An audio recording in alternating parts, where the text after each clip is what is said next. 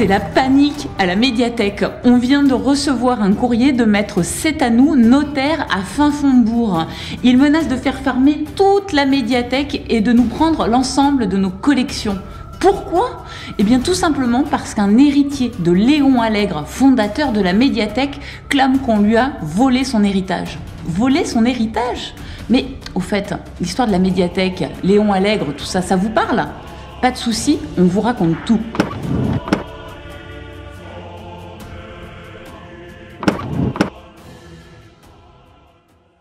Avant la médiathèque, il y avait une bibliothèque. Celle-ci voit le jour en 1858, et nous la devons à un grand homme, Léon Allègre. Léon est né en 1813.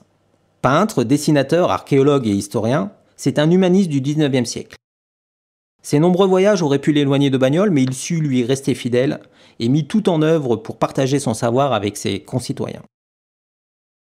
Il débute sa collection grâce à celle héritée de son grand-père, livres, peintures, objets divers et variés, qu'il ne cessera d'enrichir.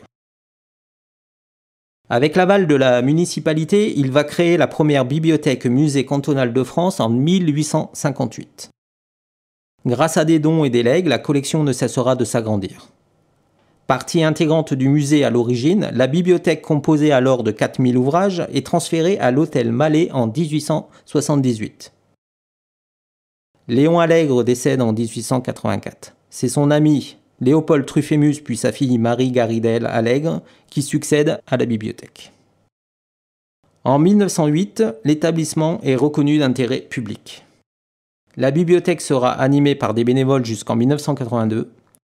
Elle fera l'objet d'agrandissements et de nouveaux supports rejoindront les collections, notamment le premier CD qui apparaît dans les rayons en 1994. La bibliothèque se modernise et devient médiathèque. Enfin, les collections intègrent l'espace Saint-Gilles, ancienne école supérieure professionnelle agricole, en 2001, pour devenir les locaux que nous vous invitons à découvrir aujourd'hui.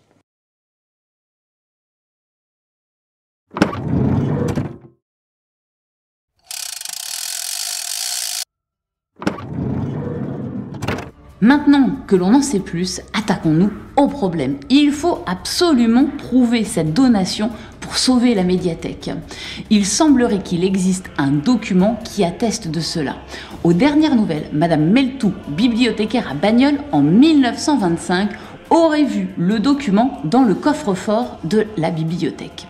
Ce vieux coffre a été depuis ramené à la médiathèque, mais on ne l'utilise plus et on a complètement oublié le code. Heureusement, Madame Meltou se méfiait de ses trous de mémoire et a disséminé dans le fond ancien des indices pour retrouver le code. Mais cette Madame Meltou était réputée pour être retorse, la vieille chouette, et je pense qu'on va avoir quelques difficultés à trouver ce qu'elle a voulu dire. Laissez-moi une journée, je vais commencer mes recherches, il me semble qu'elle aimait les livres d'histoire. On se retrouve dès demain pour vous montrer mes trouvailles. Les casse-têtes, les énigmes, c'est votre truc ? S'il vous plaît, il va falloir nous aider. Donc, dès demain, même endroit, même heure, et on débute l'enquête ensemble.